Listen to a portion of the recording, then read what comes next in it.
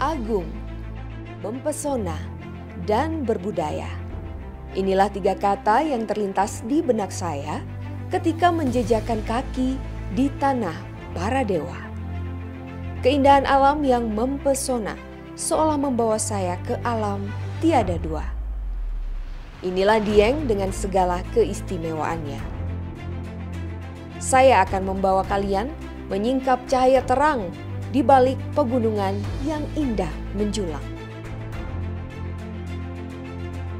Kami persembahkan Cahaya Lentera.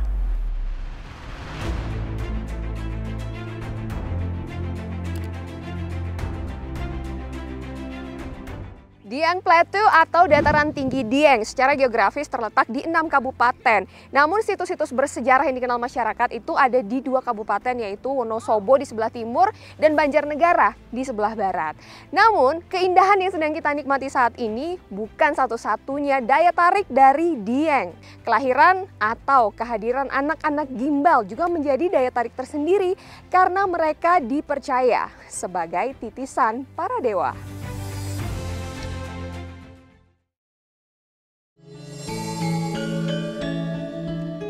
Dieng adalah penggabungan 2 bahasa dari bahasa Kawi, Di yang berarti tempat atau pegunungan, dan Hyang yang berarti dewa.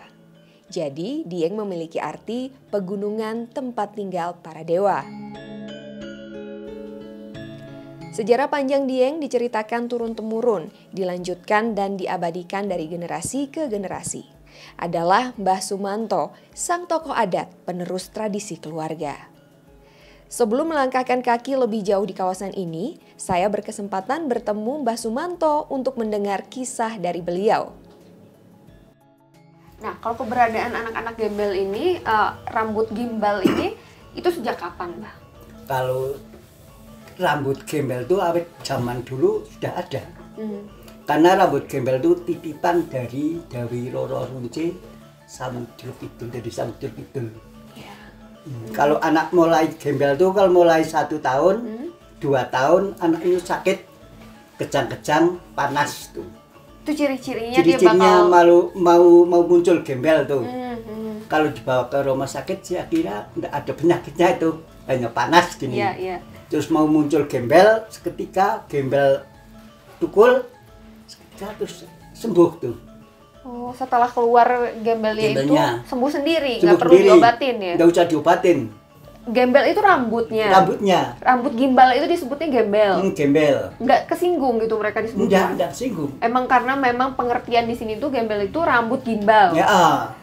Jadi rambut gimbal itu dalam bahasa Indonesianya mungkin gimbal ya. Mungkin dalam bahasa setempat gembel gitu. Nah, mereka itu rambutnya jadi seperti itu emang karena keturunan atau memang dititipi karena mereka dari keluarga yang tertentu gitu, Mbak, atau gimana? Itu titipannya. Ada yang keturunan, ada yang tidak. Kita nggak tahu nih, nggak bisa dilihat, oh karena dia begini jadi dia gembel gitu, nggak ya? Nggak bisa dilihat. Kalau untuk supaya mereka nggak gembel lagi, rambutnya bisa?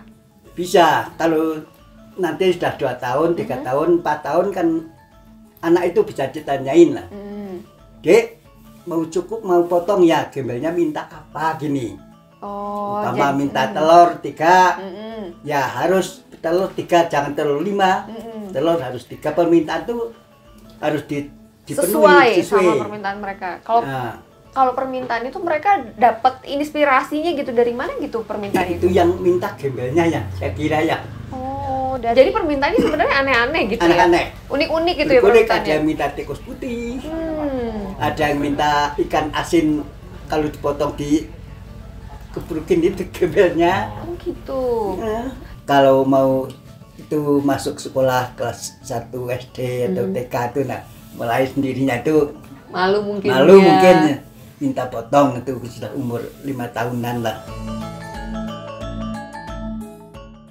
Sejauh ini memang belum ada penjelasan ilmiah mengenai fenomena anak gimbal Dieng.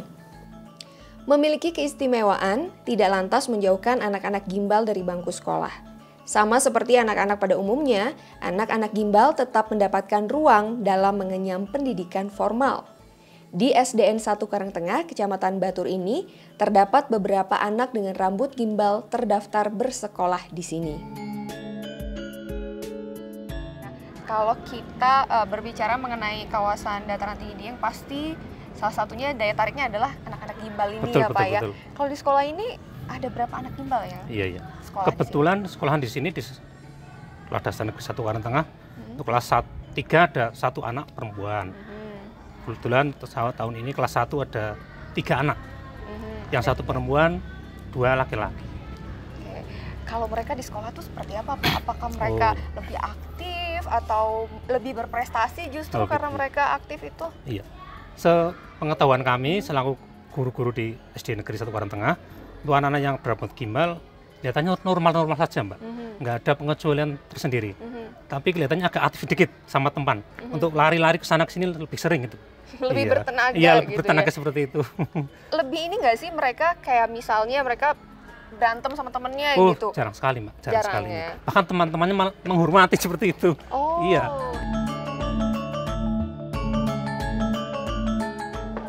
Assalamualaikum. Ya, Ibu, permisi. Ibu izin mau menyapa anak-anak, boleh? Boleh, monggo silahkan. Halo, semuanya selamat pagi. Lagi belajar apa?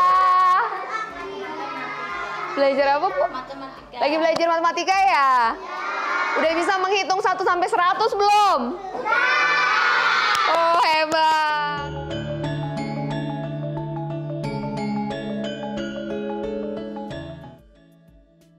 Nah, proses belajar mengajar di dalam kelas itu semuanya disamakan. Jadi meskipun mereka punya keistimewaan dengan rambut gimbalnya ini, tapi semuanya diperlakukan dengan sama seperti teman-teman di kelas lainnya. Ya kan, Rehan? Ayo dong semangat.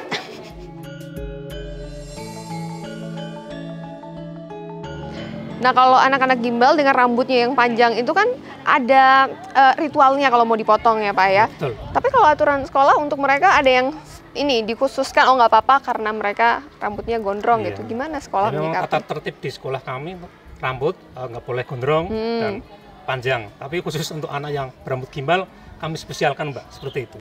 Nggak apa-apa gitu ya Pak Nggak ya? apa-apa, kami menyadari itu sepenuhnya.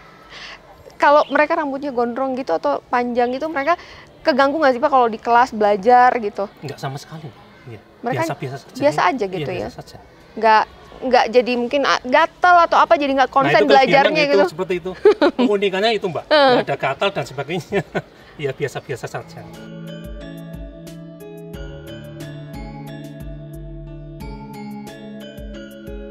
Nah, tadi kita udah lihat ya kegiatan Rehan dan teman-temannya di sekolah belajar mengajarnya seperti apa, terutama di masa pandemi seperti sekarang ini. Tapi syukurnya mereka sudah semuanya vaksin, jadi pembelajaran tatap muka bisa kembali dilakukan. Tapi kalau lagi di rumah, mereka ngapain aja nih? Bermainnya apa? Terus juga bagaimana dia bersosialisasi dengan teman-temannya yang ada di sekitar lingkungan rumahnya. Kita ke rumahnya Rehan yuk, kita lihat kegiatan Rehan hari ini.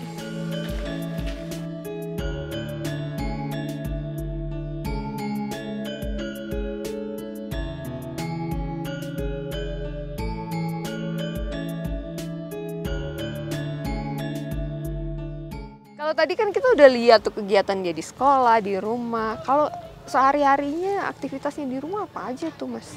Ya, aktivitasnya belajar, belajar mengaji, belajar sekolah juga. Kadang main-main sama teman-teman. Kadang suka nge-game juga. Iya, namanya anak-anak ya. Kalau prestasi? Alhamdulillah kalau prestasi setiap tahun itu Rehan dapat ranking 2 di Alhamdulillah. Alhamdulillah ya. Ya. Jadi kalau prestasinya dia memang secara akademik karena disupport gitu ya sama Iya, keluarga juga ya. Katanya ketua kelas juga.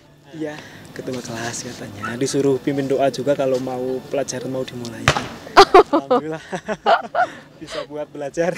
Alhamdulillah ya.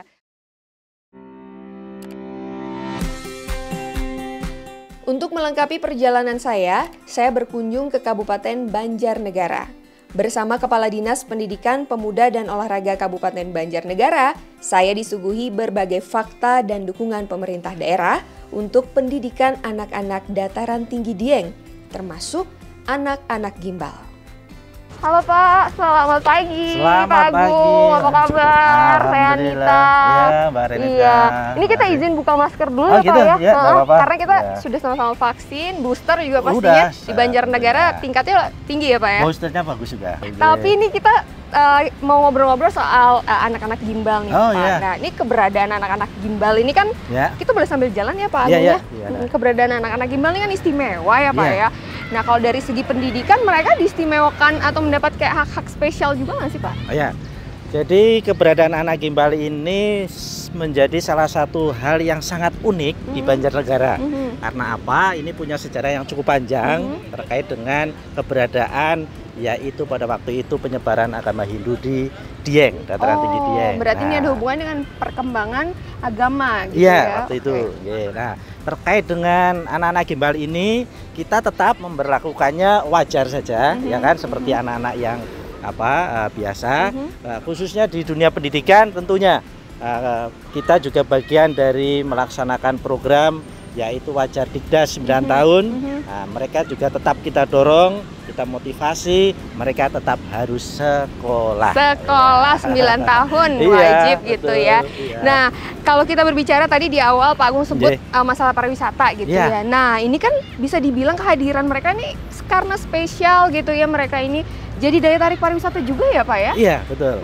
Ya. Dukungan pemerintah seperti apa supaya dari segi pariwisata dan dari segi budayanya ini bisa menyatu gitu Pak? Ya, ya, keberadaan anak gimbal tentunya karena ini sesuatu hal yang unik, kita juga saling memberikan sesuatu hal, simbiosis mutualisme. Nah, di satu sisi ini keunikan, di satu sisi kami juga mengemas, ya kan, mengemas kaitannya dengan anak gimbal ini untuk tradisi budaya. Tradisi budayanya apa? Karena secara adat anak gimbal ini ketika pada saatnya harus dipotong rambutnya, itu harus melalui ritual adat. Nah, Ya. itu yang biasanya ada di Dieng Culture Festival ya Pak Iya, ya? betul. Nah, kita kemas ritual adat tersebut yaitu dengan kemasan budaya sekaligus pariwisata yang kita namakan Dieng Culture Festival. Nah, kalau keberadaan mereka ini setiap tahunnya dilihat dari data tuh seperti apa Pak? Apakah mereka bertambah ataukah mereka justru berkurang? Karena ini kan sebuah kejadian yang alami gitu ya. Betul. Secara kuantitas bertambahnya ya artinya saya tidak bisa mempresentasekan pertambahannya berapa atau penurunnya berapa, tetapi keberadaan mereka selalu ada. Keberadaan mereka selalu ada.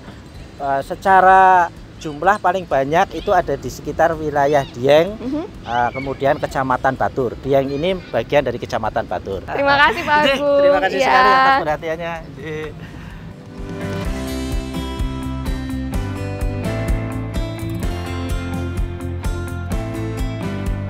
Perjalanan saya di dataran tinggi Dieng menunjukkan pada kita semua bahwa pendidikan bisa didapatkan oleh semua lapisan masyarakat, termasuk anak-anak gimbal. Dan bahkan tidak sedikit dari mereka yang berprestasi dan juga menginspirasi kita semua. Demikian perjalanan saya kali ini. Jangan lupa saksikan terus Cahaya Lentera di episode berikutnya. Sampai jumpa.